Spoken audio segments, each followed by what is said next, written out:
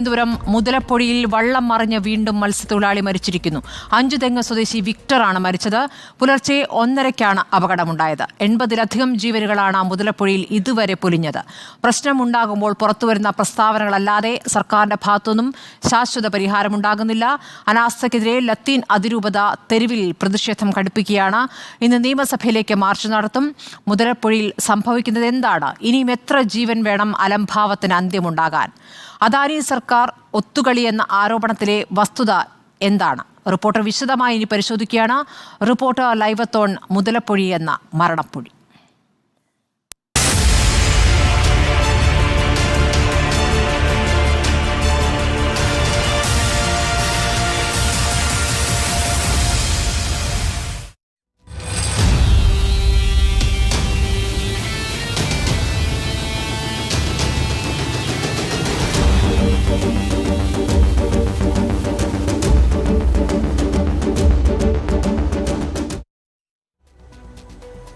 തിരുവനന്തപുരത്തു നിന്നും ഞങ്ങളുടെ 2 പ്രതിനിധികൾ റിനു ശ്രീധർ, വിഷ്ണു എന്നിവരാണ് വിശദമായ വിവരങ്ങളുമായുള്ളത്. ആദ്യം റിനു ശ്രീധറിലേക്കാണ്. മുതലപ്പൊഴിയിൽ നിന്നുള്ള വിവരങ്ങളുമായി വിഷ്ണു ഇപ്പോൾ ഉള്ളത് മരിച്ച വിക്ടറിന്റെ വീട്ടിലുമാണ്.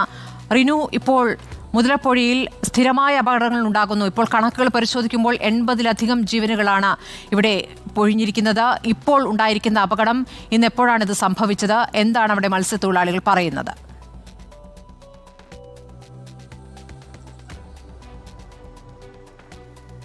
സ്മൃതി, മുതലപ്പൊഴി മരണപ്പൊഴിയായി എന്ന് തന്നെ നമുക്ക് പറയേണ്ടി വരും. വീണ്ടും ഒരു മത്സ്യത്തൊഴിലാളികളുടെ ജീവൻ കൂടി ഇവിടെ നഷ്ടപ്പെട്ടിരിക്കുന്നു. ഇന്ന് പുലർച്ചയോടുകൂടി 1:30 മണിയോടുകൂടിയാണ് മത്സ്യബന്ധനത്തിനായി പോയി തിരികെ വരികെ എൻ്റെ തൊട്ടു പിന്നിലായി കാണുന്ന ഈ മുതലപ്പൊഴിയിൽ വെച്ച അതിശക്തമായിട്ടുള്ള തിരമാലയിൽപ്പെട്ട വള്ളം മറിയുകയും വിക്ടർ, അഞ്ചുതെങ്ങ് സ്വദേശി വിക്ടർ മരണപ്പെടുകയും ചെയ്തിരിക്കുന്നു.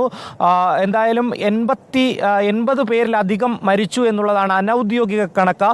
സർക്കാരിന്റെ ഭാഗത്ത് മുതലപ്പൊഴിയിൽ എത്ര ജീവനുകൾ നഷ്ടമായി എന്നുള്ള ഔദ്യോഗിക കണക്ക് പോലും ഇല്ല എന്നുള്ളതാണ്. ഇത്തരം മരണങ്ങൾ സംഭവിക്കുമ്പോൾ മാധ്യമങ്ങളുടെ വാർത്ത വരുമ്പോൾ ഇടപെടും, പരിഹരിക്കുമെന്ന് പറയുന്നതല്ലാതെ ഒരു രീതിയിലുള്ള പരിഹാര മാർഗങ്ങളും ഇല്ല എന്ന് തന്നെ നമുക്ക് പറയേണ്ടി വരും. കാരണം 164 കോടി രൂപയുടെ പദ്ധതിയാണ് സംസ്ഥാന സർക്കാർ ഇവിടെ ഹാർബർ എഞ്ചിനീയറിംഗ് വകുപ്പ് മുഖേന നടത്തുവാൻ വേണ്ടി ഇരിക്കുന്നത്. ഇതിന്റെ പദ്ധതി രേഖ കേന്ദ്ര സർക്കാരിന് സമർപ്പിക്കുകയും ചെയ്തു.